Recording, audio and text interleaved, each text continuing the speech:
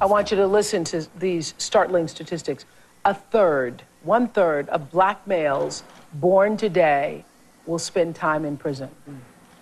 48% of all black children live without their fathers in their home. My next guest says that she is on a mission to change that.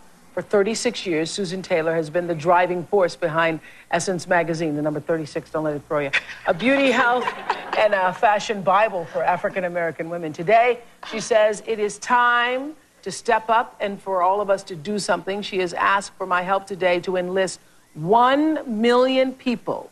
1 million people, we're asking, 1 million people to become mentors. 1 million people, that's our goal today. Please welcome Susan Taylor. Oh, so happy to have you.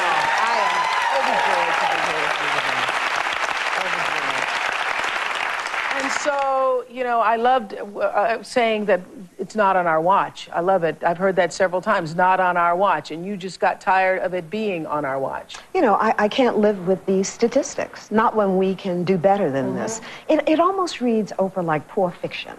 That in the wealthiest country in the world, we have 30 million people who go to sleep hungry every night. 1 in 8 is poor. We have millions of people without health insurance. We have failing schools. Everywhere there are poor people. And what we know is that failing schools are the pipeline to prison. There is absolutely no opportunity for you if you're in a school that is not serving you well. We have, you know, in this nation, teachers are paid less than most professionals. I mean, it's ridiculous, you know? So what we're saying is, like, I'm not even thinking about the negatives and the statistics. I'm motivated to make a change. We're going to enlist 1 million or more people to just link arms and aims and put each hand on a vulnerable young person's shoulder. That's what we're asking. That's how we do it. That's how we do it. You know? So what if I told you that these 8 words, it takes a village to raise a child, is already, we've all heard that, right?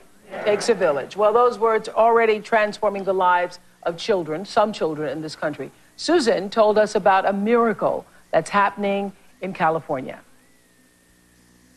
Meet Andre Chevalier, Bill Payton, and Fluke Fluker.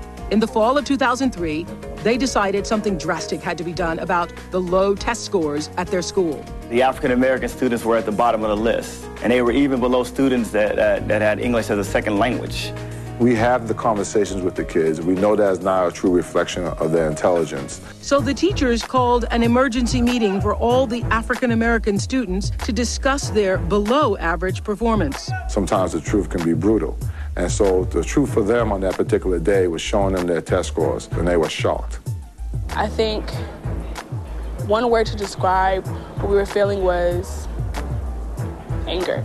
It was really important that we showed everybody that this is not who we are. And so, the Village Nation was born. The Village Nation comes from the African proverb, it takes a village to raise a child. The average parent spends 12.5 minutes FaceTime a day with their child. And we have 3 or 4 times that amount. We began to realize that we could maybe make a difference here and do some things with these kids, and in fact, we did. African-American staff members agreed to dedicate extra time to tutoring and mentoring these students to help them achieve academic and social success. At the Village, we use a chant that says, "Am I my brother's keeper?" And the students respond by saying, "Yes, I am." And what that means is that they take responsibility for their brother and for their sister. And that choice to take responsibility for each other is making a sweeping impact. The Village Nation has helped my daughter improve her grades. For a while there, I didn't think she would graduate. It could be because of the life that we lived. You know, I'm a recovering drug addict, so she just didn't have an interest. And the school here, the Village Nation, they gave her a lot of support. She's come a long ways. We've raised expectations for them tremendously, and they've responded. It's exciting to see that our kids, no matter what hand they're dealt, that they can do it. That they can, you know, fight against all the obstacles that's put before them. All that they need is an opportunity, and all they need is a chance. Am I my brother's keeper? Yes, we are!